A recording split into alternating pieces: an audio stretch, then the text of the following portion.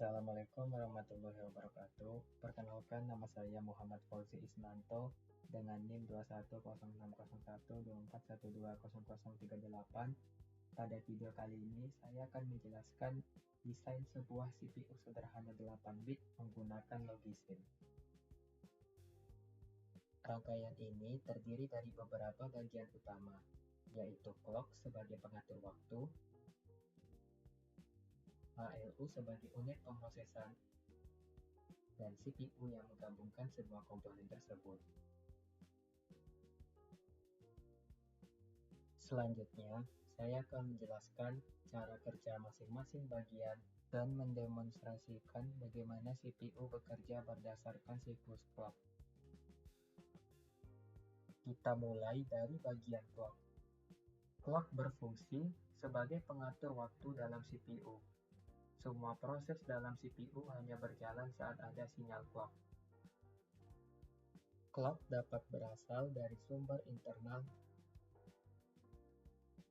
maupun eksternal. Multiplexer digunakan untuk memilih sumber clock yang digunakan. Sinyal clock kemudian masuk ke rangkaian yang membagi proses menjadi beberapa tahap. Di sini terdapat 3 tahap utama, yaitu T0, T1, dan T2 yang digunakan dalam siklus kerja CPU. Selain itu, terdapat sinyal tambahan seperti W1 dan W2 untuk kontrol tambahan. Dengan clock ini, seluruh proses dalam CPU dapat berjalan secara sinkron dan teratur.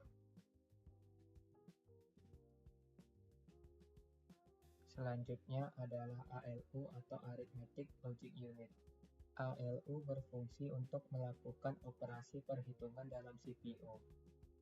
ALU menerima 2 input data, yaitu A dan B.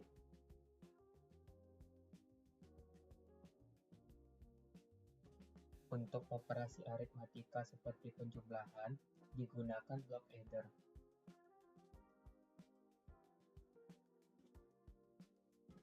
Untuk operasi logika digunakan blok seperti OR. Untuk pengurangan digunakan metode komplement 2, yaitu membalik bit dan menambahkan 1. Semua hasil diproses secara bersamaan, kemudian dipilih menggunakan multiplexer sesuai sinyal kontrol. Jadi, ALU adalah bagian yang melakukan proses perhitungan dalam CPU. Selanjutnya adalah bagian CPU secara keseluruhan, yang menggabungkan semua komponen yang sudah dijelaskan. Di bagian ini terdapat ALU yang tadi sudah dijelaskan. Dan di bagian ini adalah rangkaian clock yang mengatur jalannya sistem. Program counter menyimpan alamat instruksi. Instruction register menyimpan instruksi yang sedang diproses. Memory address register digunakan untuk mengakses memori. General purpose register digunakan untuk menyimpan data sementara. Control unit mengatur seluruh proses dengan mengaktifkan sinyal kontrol. Dengan semua komponen ini, CPU dapat menjalankan instruksi secara bertahap.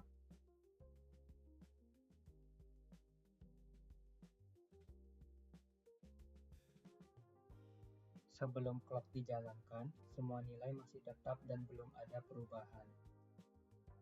Pada T0, program counter mengirim alamat ke memory address register. Pada T1, memori mengirim instruksi ke instruction register. Pada T2, instruksi mulai dieksekusi. ALU melakukan operasi dan hasilnya disimpan ke register. Data mengalir melalui bus menuju register. Setelah itu, program counter bertambah dan proses ini akan berulang.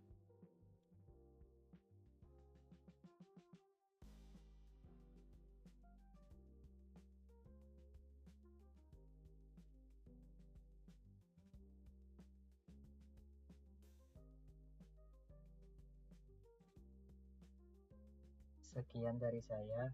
Mohon maaf apabila ada kekurangan. Wassalamualaikum warahmatullahi wabarakatuh. Terima kasih.